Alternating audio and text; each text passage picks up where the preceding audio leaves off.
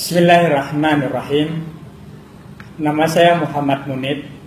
Saya tertarik untuk merespon menanggapi pidato kebangsaan teman saya, saudara Anies Baswedan yang barusan berlangsung di TV One.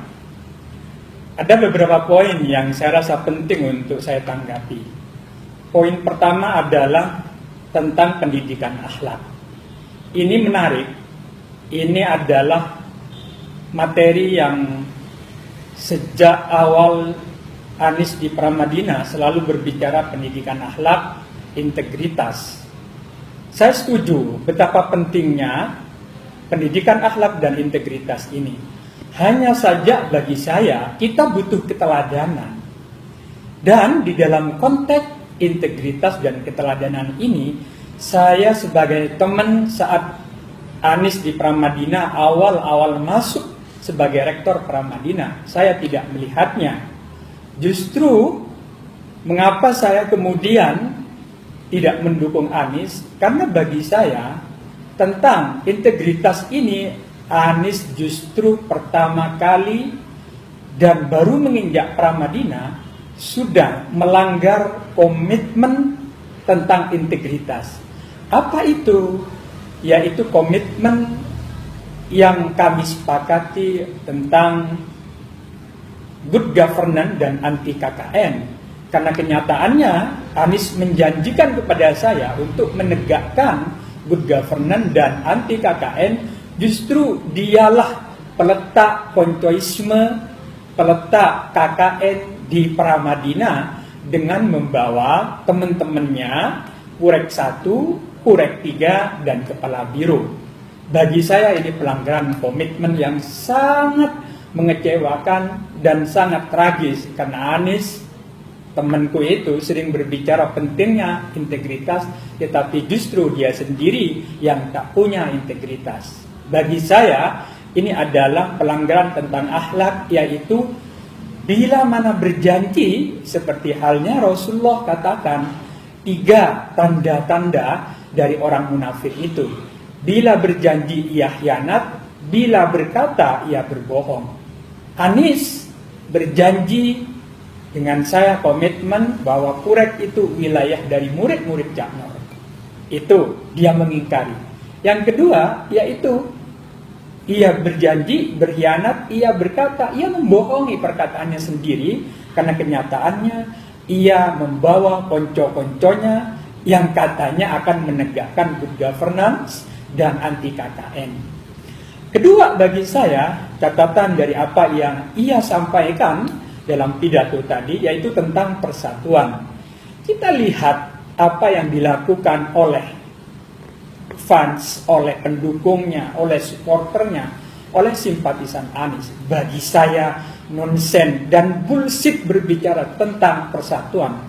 Kalau berbicara tentang persatuan, tentunya orang-orang yang wafat, ibu-ibu yang wafat, yang kebetulan dia melihat kinerja Ahok yang sangat bagus, ia kemudian memilih Ahok atas kesadaran amal perbuatan Ahok di dalam membenahi Jakarta. Tetapi apa yang dilakukan oleh tim dan supporter simpatisan Anies, mereka tidak mau mensolatkan solat jenazah kepada para pendukung Ahok dan Pak Jarod ini. Bagi saya ini pelanggaran komitmen yang ia sampaikan tentang persatuan. Hal lain, Anies memang doyannya membuli. Apa ya? Ini bawaan oroknya. Tadi ia berbicara Jakarta tidak ada perubahan. Ia mengabaikan fakta dan data yang kemudian dalam kenyataannya warga Jakarta sampai 70% warga Jakarta puas dengan kinerja perubahan yang dilakukan Ahok.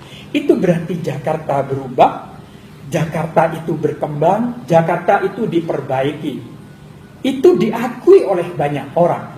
Lepas belum selesainya, belum tuntasnya upaya perbaikan ini, tetapi menafikan, mengabaikan apa yang real dirasakan oleh masyarakat, sama saja mengabaikan perasaan-perasaan yang dilakukan, angka-angka, fakta-fakta sosial, ekonomi yang berkembang baik di Jakarta.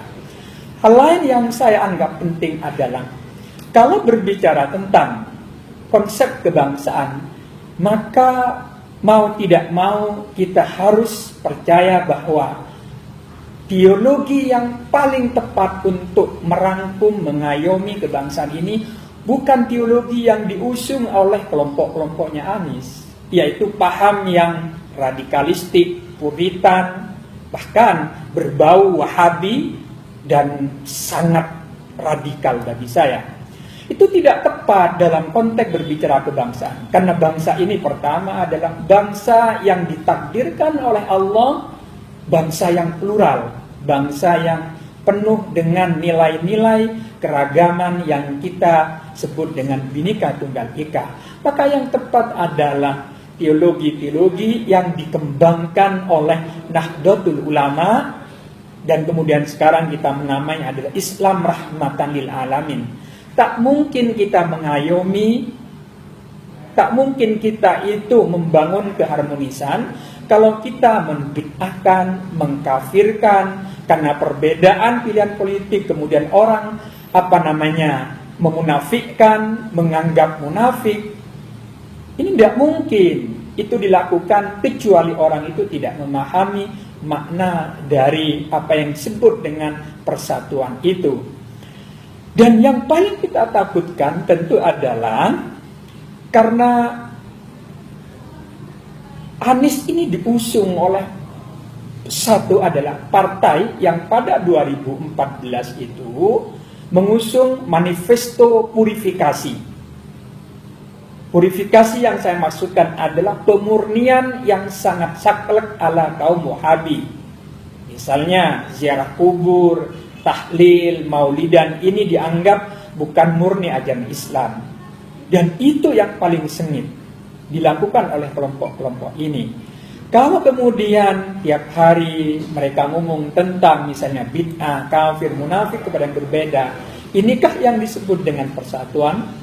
Maka bagi saya sangat nonsens sekali berbicara persatuan tanpa menghormati tradisi-tradisi lokal, menghormati budaya-budaya keislaman yang sudah berkembang luas. Dakwah yang baik itu adalah merangkul, bukan memukul. Dakwah yang baik itu adalah menyampaikan dan mengajak, tidak lebih. Tetapi kalau dengan penuh caci maki, kalau penuh dengan misalnya bahasa-bahasa yang sangat kasar terhadap tradisi lokal, terhadap tradisi-tradisi keislaman yang berkembang di Indonesia, maka itu sama saja merusak persatuan, kesatuan bangsa. Dan bagi saya saudara Anies ini atau teman saya Anies ini lucu sekali. Ia berbicara tentang persatuan kebangsaan, bicara tentang pidato kebangsaan, tetapi ia bagi saya menggunakan jargon-jargon, menyerang, membuli, agresif sekali saat misalnya debat-debat yang terjadi. Bagi saya ini cermin, ini adalah ekspresi yang mengabaikan persatuan yang malam ini ia coba yakinkan. Karena itu beberapa poin yang disampaikan Anies bagi saya lebih menguatkan memang susah menjadi tokoh, menjadi tauladan. Anies bagi saya lebih banyak retorika, lebih banyak kemampuannya sebagai motivator, tidak tepat untuk memimpin Jakarta yang memang menggantung wajah Indonesia yang harus ditampilkan beradab, heterogen, Bhinneka Tunggal Ika.